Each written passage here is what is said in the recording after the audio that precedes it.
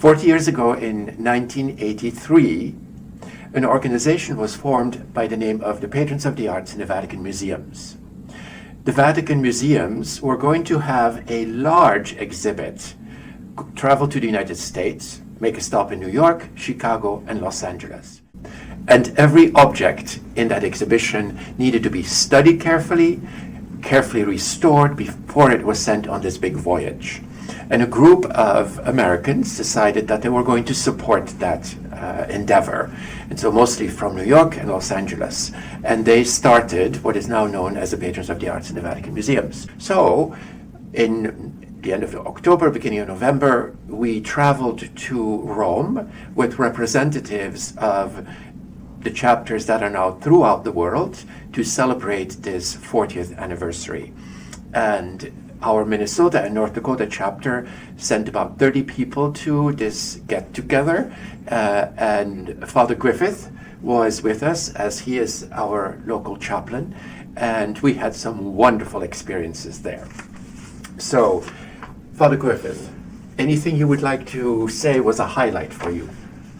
Well, certainly meeting Pope Francis. I had been in some general audiences with Pope Francis, but never had the opportunity to meet him. And literally 300 people were able to meet Pope Francis. And I didn't think it would happen, that he would, he has had some health issues, and particularly some lung issues, and shaking hands with that many people, I thought, well, this is not going to happen. And sure enough, he did. He's a Pope of surprises, a man of a generous spirit, and it was really neat. But even more, kind of moving than personally meeting him, I really enjoyed how excited our parishioners and friends were. They were almost giddy, and it was really neat. I think our group really has a lot of admiration for this Pope, for Pope Francis.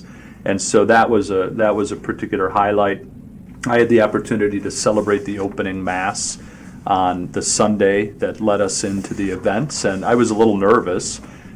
We had con-celebrating priests, and we had about 200 plus folks there at the Basilica of St. Mary of the Martyrs and the Angels. And of course, you can, everywhere you turn in Rome, there's another beautiful church. So we talked about truth, goodness, and beauty. I did in that opening homily, and that was a theme throughout the week. It was talked about by the Archbishop, who is in charge of St. Mary Major, and Pope Francis mentioned truth, goodness, and beauty in his address to the patrons. So, Johan, thank you for inviting me and the group to be chaplain, and on this trip, it was very, very moving, a very moving week in so many ways.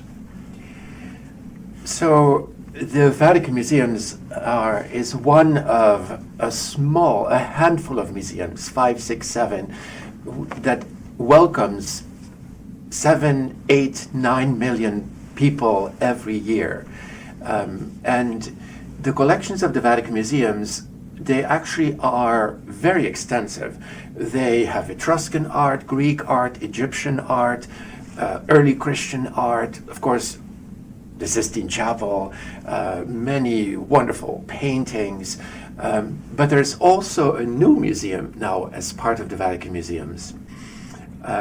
Pope Pius XI in the 1920s invited missionaries to send art from around the world for an exhibit of art from throughout the world.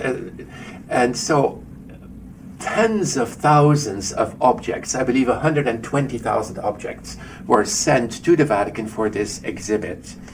Many of them were sent back after the exhibition, but about 60,000 objects remained in the Vatican. And so a new museum was set up for this purpose, called the Ethnological Museum. Pope Francis, about 5, 6 years ago, had this idea that this museum needed to be lifted up. And when he talked about it, he said, I want the art from Papua New Guinea, from the Americas, from Africa, from Asia, to be considered on the same level as Caravaggio, as Michelangelo, as Ravel. And so he had this vision of a museum that is completely transparent, where art from Oceania can dialogue with art from Africa and Asia.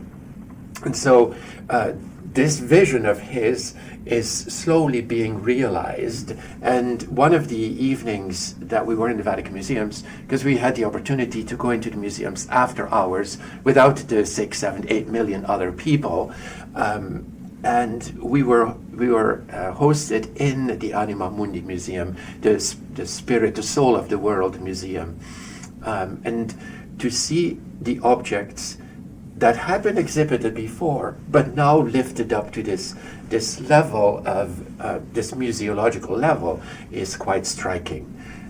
Yeah, and those opportunities were another real highlight. I mean, to have that time in the museums and to really walk around at leisure, and they had some beverages and were very hospitable.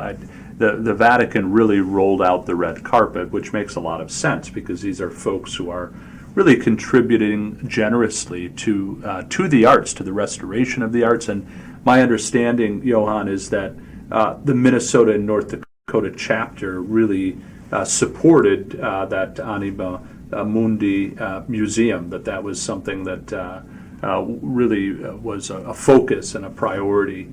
But it was wonderful, and I remember the opening evening we had a reception, and then other times we had an opportunity to see St. Peter's lit up at night in a way that was just stunning. At least 2 of the evenings from the gardens. Mm-hmm. and it was really stunning. And wherever you go, you see St. Peter's because it's so big. And is really just that landmark in terms of where you are in Rome. One of the other moments that I found very worthwhile is when we had a presentation by several of the restoration artists about how they do their work, and it's amazing. It is so scientifically driven. And some of the best restoration artists work in the Vatican Museums, and some of them have done it for generations. Dr. Persegati, for instance, her father was the director of the museums. But to hear them talk about each work of art that they restore, they enter in some sort of a relationship. They want to know the story of the piece of art. So the other thing that was apparent in those presentations was the great love and passion they have for their work and for their arts. I mean, they literally came alive as they were describing their work. I was also struck by, really the principal folks who spoke were all women, doing this really, really important work. It was striking that, as you had mentioned, Johan, their family histories, how many years they had been doing this work, and the passion that they have for the arts was infectious. It was really moving to see.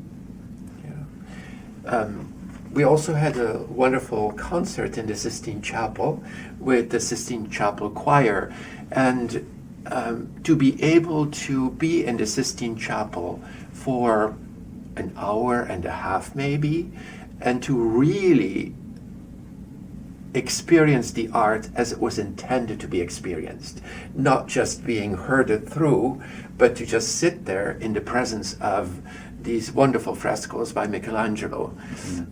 Was a highlight for me. Yeah, it was moving, and you see the art and the experience come together. So you're taking in the beauty of the frescoes, and you have the beauty of the music in this really lively setting. Now, I've said this on a couple of occasions. One of my highlights of the trip. So Johan knows a lot of people, and he knows a lot of people throughout the world, and certainly through the PABM group. And so there were all sorts of people in this setting, including the head of the Vatican City State, the Cardinal who is the Secretary of State, Pietro Parolin, and they were all there. And Johan was literally, I told him in our group that I've seen people work a room before. I've just never seen anybody work the Sistine Chapel before. But it was fun to see, and you were in your element. and I was grateful to be there. It was as were our parishioners and friends. Everybody was moved by the whole experience. And just a quick note about truth, goodness, and beauty. They're known in the philosophic tradition, the Catholic tradition, as the transcendentals. So they really are rooted in God and God's gratuitous gift that He gives us, that God gives all of humanity. And particularly truth, goodness, and beauty allow us to transcend ourselves and to really touch the face of God in a way that is transformative. And they work. I just heard this before our concert at St. Thomas University. The Basilica Cathedral Choir was there, and there was a theologian who talked and really rooted truth, goodness, and beauty in that foundation. And what he said is they all penetrate the other. We should be able to see beauty and truth and goodness, and in goodness we should see beauty and truth, and the three work together in a way that is really beautiful. And so all of that, one of the takeaways that I came away with is that Rome is a teacher and an instrument, a place hospitable to truth, goodness, and beauty. I think of the great saints who have been canonized there, the great saints who have lived there, and also just the daily work that people do serving the poor. It's been a focus of Pope Francis to open up the Vatican and St. Peter's Square for those who are needing health care, needing water, needing food, and other services. I wonder if with the three transcendentals, truth, yes. Goodness, yes. But sometimes I feel that beauty is considered the lesser of the three. And yet it's so important. And the Church has embraced beauty from the very beginnings as a great tool as well. Beauty lifts people up to God. Beauty, take away the arts from the liturgy, and what do we have left? The arts serve the liturgy well, and the arts really serve our evangelizing purpose as well. Some people will take issue with the Vatican Museums and all this art, and I must say, when Pope Francis became Pope, and I knew of his love for caring for those who are in need, and I thought, I wonder what he will do with the Vatican Museums. And I spoke with my colleagues, and there's, we have to see what he's going to do. But he does accept and realize and embrace the fact that beauty is one of the three transcendentals, and celebrates it, even in the talk he gave to us in the Clementine Hall, where he spoke about the importance of art and beauty in our lives, in our church, and for our world, particularly today. I was struck by the fact that though we were there to celebrate this anniversary and celebrate the arts, that at almost every time we gathered, that there was mention made of what's going on in the world, with the wars that are going on, and calling us to prayer and to work toward end of hatred and wars. So that was really striking to me. And I think life without beauty would be empty. Beauty is integral to our human flourishing, and it's so central. I think of the beauty of a sunset, or I told the story about being at St. Paul outside the walls a number of years ago, and there was a confluence of the wind. There was a string quartet practicing. The light was coming in and hitting the mosaics in a particular way, and I was just really struck by how amazing it was. And I think I agree with you. I think beauty sometimes is seen as something that is, dispensable, and it's not. It's integral. And I think of Pope Francis, and it's wonderful that he has emphasized beauty along with goodness and truth. And I'm not surprised in the sense that he's a very cultured Jesuit priest as well. And he actually often makes literary references, references to pieces of music or operas, and in a way that you can see that he has lived an integrated life. Pope Benedict XVI as well really often emphasized beauty. And it's really beauty saves, which you've quoted John Paul II. So you see the different personalities of the popes over the years, but there's been some strong connection points, and I think in emphasizing the transcendentals. But I think you're right to really emphasize that beauty should not take a second or third seat, but really is part of that triad in a way that's beautiful. Yeah, and when we look at the Pope since the Second Vatican Council, Saint Pope Paul VI started with, after the Second Vatican Council, he wrote a letter to women, to workers, to children, and he wrote a letter to artists about the importance of their work for the church and for the world. And then St. Pope John Paul II wrote this magnificent little letter. It's called Letter to Artists, that I often quote. And Pope Benedict XVI then celebrated the 10th anniversary of that letter in the Sistine Chapel, welcoming artists. So there is a clear trajectory of the Pope since the Second Vatican Council, lifting up the arts, celebrating the arts, and inviting us to contribute and to support and to preserve, as the Church has done for 2 millennia.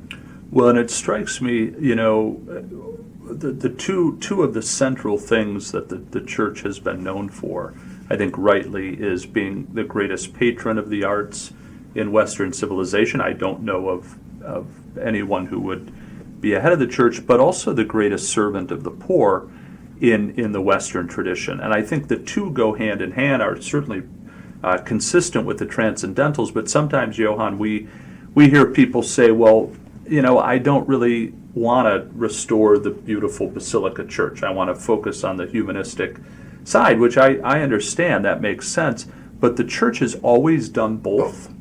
And it's never been mutually exclusive. The Church is both and, which flows from the incarnation of God, that Jesus is both divine and human.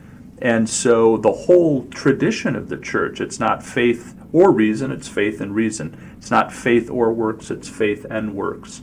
And it's really understood as dialectic and unitive.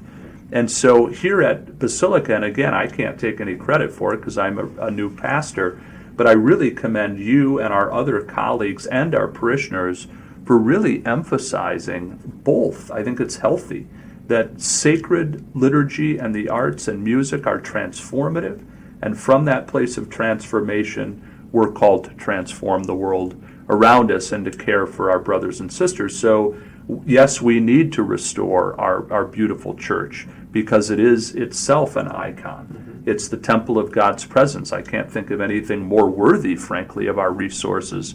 But from that place of being transformed, we then go out and do that work. And I think both are integral to who the church is.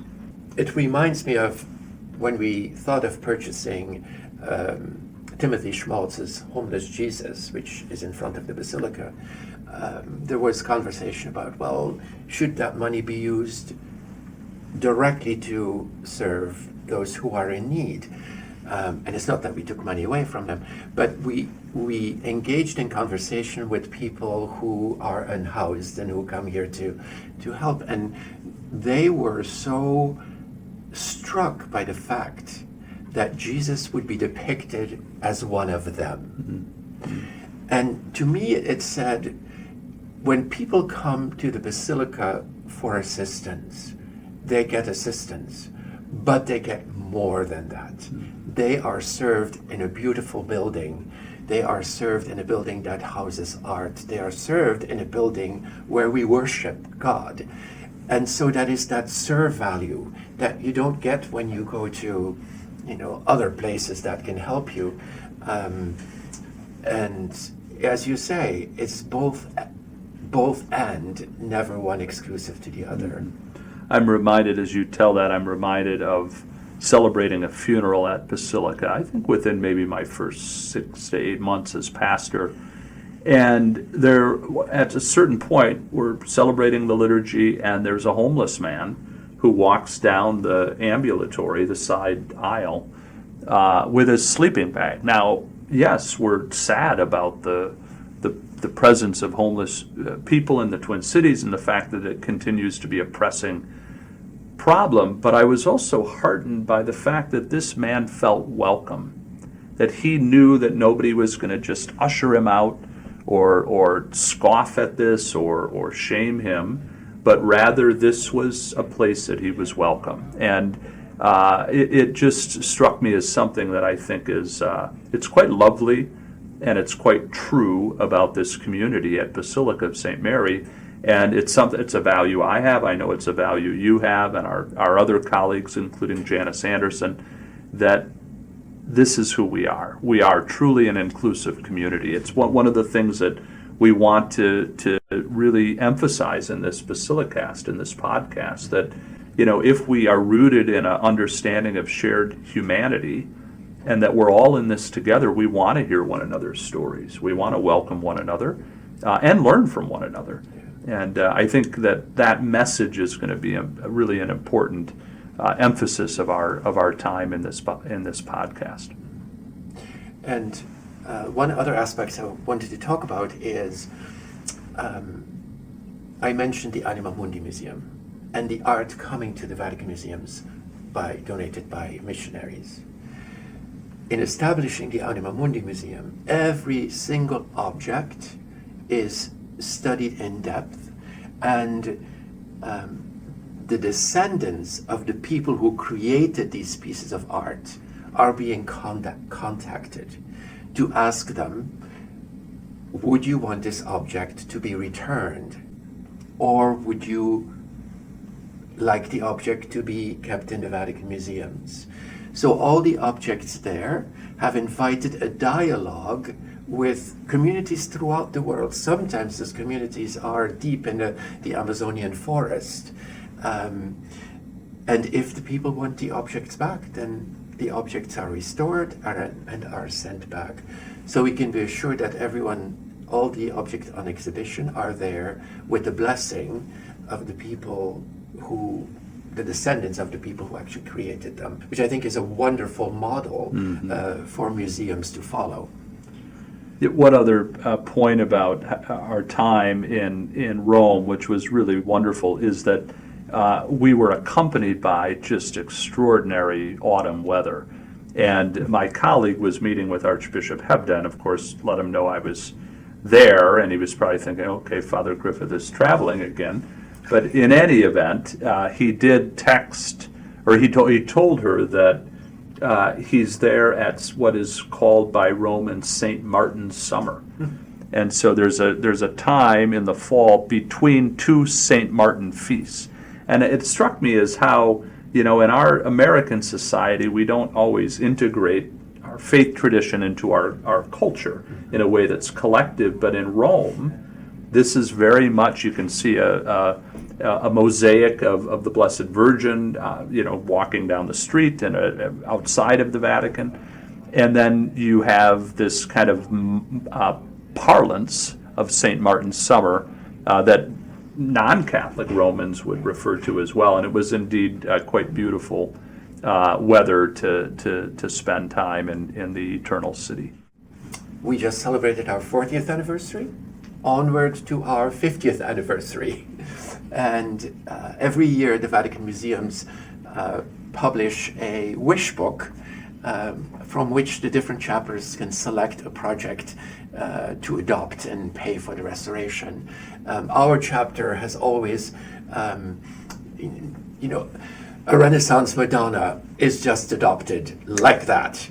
But contemporary art, of which there's quite a lot in the Vatican Museums. Many people probably don't realize that the Vatican Museums has a wonderful collection of contemporary art, which is initiated by St. Pope Paul VI. So our chapter usually ends up adopting those projects that are not very adoptable. So looking forward to the 50th anniversary, I hope that our chapter will continue to thrive and that you'll stay with us as our chaplain We very much enjoy having you as our chaplain, and that maybe 10 years from now we'll go back to Rome and celebrate our 50th anniversary. That would be wonderful. Thank you.